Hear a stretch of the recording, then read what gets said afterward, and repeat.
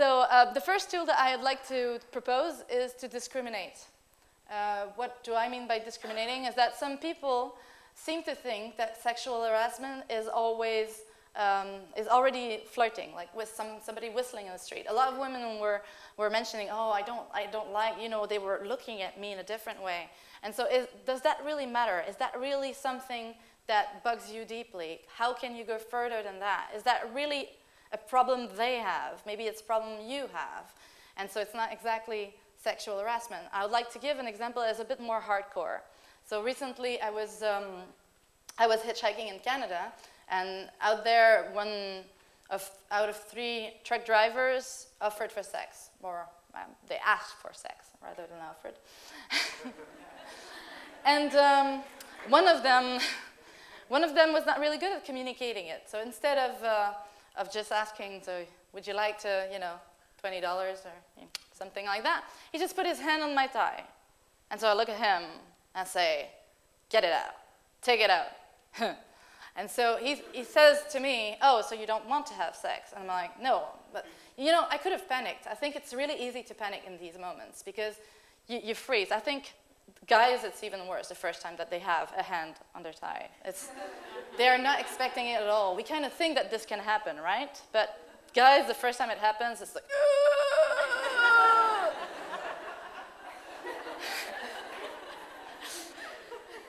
has it happened to any guy here?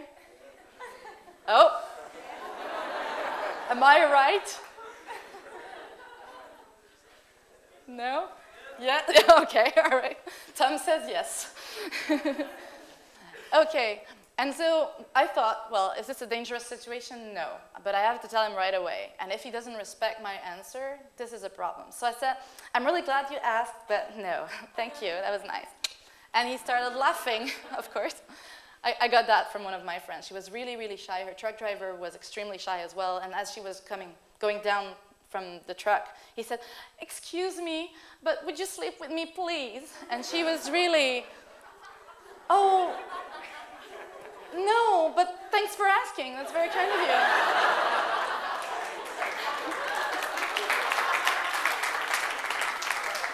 So I thought actually that this answer was fantabulous. And the reason why I use it now is that it makes the truck driver laugh and it relaxes the whole atmosphere. And the rest of the conversation was pretty cool. I mean, he wasn't a great driver in the sense of discussion, but it wasn't a dangerous situation at all. And so we went back home, no problem. Okay, so discriminate harassment is when men try to touch me or follow me and can't be shaken off. And that's very, very rare. So that's not me saying it, that's her. It's not about you, it's about them. That's one thing, is that I heard mainly in the women group. It's not something I heard in the hitchhikers group or with men in general. We see that also from a safety team of couchsurfing perspective. Women tend to blame themselves a lot for what's going on, or to blame other women a lot. What was she thinking? Another example, okay. I got kidnapped at some point in Germany. It's not as bad as it sounds, actually. I'm not saying I enjoyed it, but the thing is, I posted my experience in the hitchhikers group, and I posted it in the independent women group. And so the reaction in the independent women after 3 or 4 posts was, but what were you thinking? I mean, I'm surprised that it didn't happen to you earlier. You were hitchhiking, man. And in the other one, in the hitchhiker groups, it ended up with a lot of confessions of other bad experiences that people had. So very, very different reaction. I wanted to quote something I found in a newspaper for this time. He hissed at me and kept asking me if I wanted to go with him to a quieter area and to give him my phone number. This woman was wearing a niqab, so just the eyes were shown. So when they say, like, okay, it's about what you wear and everything, it's true to a certain extent, but the problem is not the girl most of the time. It's in the culture or the person who's an asshole. Mentally prepare. So we're slowly stepping out of the sexual harassment part and getting in a more general way. I think this is good advice for men as well. If you start thinking of the risk that you are taking, of the things that might happen to you, as we as I mentioned earlier, you can start to mentally prepare to the worst situation. And that's something we do when we prepare evacuation plans, when we try to understand how to save lives as much as possible. We try to think of the worst scenario and we work back to the safest scenario. My example is when I hitchhiked in Turkey for the first time. I mentally prepared for a long time before that because that was exactly 1 year after Pipa Baka was murdered and I was going in the same direction. And what I thought was, for 3 days maybe, what would I do if they would get me, if they would rape me? What is the thing that I can't live with? What is the best way for me to survive if I escape them? You know, I imagined the worst scenario and I worked my way back to a safer environment. It was really tough. Mentally speaking, it can be really hard. But you're not maybe going to hitchhike in Turkey tomorrow. Or if you do come to me after the conference, we can have some discussions because first-hand experience is really important. So mental preparation, I actually sent emails to a lot of women that I had heard that had hitchhiked in Turkey before to see their advice. I read on the internet, I did some research. I did not read anything about the advice that men gave, but mainly first-hand women experience. What did they do? What happened? How is it? I wanted to make my own mind and be ready myself for it. Don't be a victim can be interpreted in 2 ways. Don't be a victim is do not position yourself as a victim. If you can walk your head high, and if you can be really in your mind already somebody that is not going to be attacked, that makes a huge difference. I once was hitchhiking in Ireland. I was not really experienced yet, but I saw 2 very young girls hitchhiking from France and coming to Ireland, and they said, oh, the last driver was really a pervert. He kept on asking us to come to his place and that he would give us food, and you know, so they were really thinking the victim way. Like maybe he was just offering food and maybe the wife was there. Because the girls actually did not speak really good English. We could not have a conversation in English. So where was the problem? It might be in their mind that they're already projecting too much about what's going to happen or what could happen. And I see that a lot from women that hitchhikes for the first time. And is one of the reasons why I suggest that you do it with a partner for the first time to learn a little bit how it goes. But then traveling in general, if you get that first-hand advice, you can pretend not being a victim to start with. The second aspect to don't be a victim is actually that when something happens to you, you could decide that this is breaking your life forever and you won't do anything about it. I got kidnapped, I went to the police, I did my declaration, I hitchhiked the day after. I did not want to be a victim. I was once pulled a gun in front of me, not just working at Burger King, not something really exciting. But the day after, we had to get back to work. So that's one thing. You can say this is a traumatic event and I'm really going to live this event all my life. Or you can decide, no, I'm not a victim. I'm not going to be just a survivor. I'm just going to live. I'm going to learn from the experience. I learned a lot from my kidnapping experience. And so I think that you can decide that you're not a victim, you're still alive, and you have things to do in this world. In the end, a lot of it comes down to the attitudes and whether or not you choose to be a victim to the cards that you are dealt. So again, it's not me, it has been said in the group.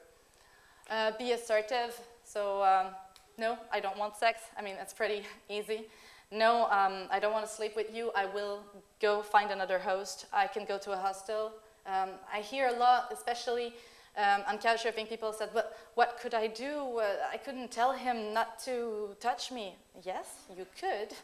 I mean, or you have this situation, oh, I said yes, but I had not read the references, and now I heard about him. People contacted me to tell me there was a problem with that person, but I said yes. But you can still say no. I mean, there are ways to be really sure that you make your point valid, and you can always say your opinion firmly, and it makes a huge difference. Most of the truck drivers, for me, when they're asking for sex, they're just asking. And asking to me, and my limits and my comfort zone, it's still fine. Be aware of cultural and gender issues before traveling, especially if you're going in zones where you know that there's a huge difference between your country and that area. I think the more you prepare about this, the better it is, at least with first-hand experiences.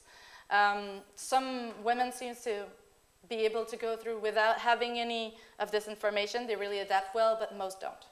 So if you get that information about what clothes to wear, if you get more advice, people that live there, that come from that country and that migrated, then you can be sure that you will have diversity of first-hand experience, which is very, very precious for a woman traveling alone. Boundaries. So I mentioned about the comfort zone earlier. My mottos is know them, respect them, go past them, expand them. So a lot of people say, yeah, I have to, you know your limits. But knowing your limits is very important so that you know exactly in which context you're going to feel safe enough to go past your limits. And I think that's the whole point of the self-development thing, and that's why people should travel alone, and that's why everybody can travel alone at some point. In some cases, I do miss out on the things that might be fun because I prefer to stay on the safe side. So that means also sometimes that you decide to know your limits and to stay within them. Take responsibility. So I mentioned responsibility is one of the consequences of traveling alone, that you gain more. I think if anything happens to you, you can be in the situation when you're not blaming yourself, but you're still saying, like, okay, I'm traveling by myself, I made this decision, so I have to live by the consequences of it, and I'm learning from it. Oh, I haven't found a place on Earth that's boring yet. There's always so much to discover. If you find one, ask yourself first, who's boring? I love that one. I'm not traveling far. I'm traveling in Europe and going to Turkey. But the thing is, there's fun everywhere. You can start traveling solo when you're visiting a cousin. You can start traveling solo in all the comfort to start with, and then you make the choice of making this a trip, an adventure. You can start traveling solo in the area around your city with your bike. I mean, that can be as simple as that, if that's what it takes you to feel more comfortable, to know your limits, and to expand them. Cope with freedom. I think that one, we don't talk a lot about it, but it can be quite important to think about how you will exercise this freedom. If you are traveling more traditionally, it can be not as strong to you.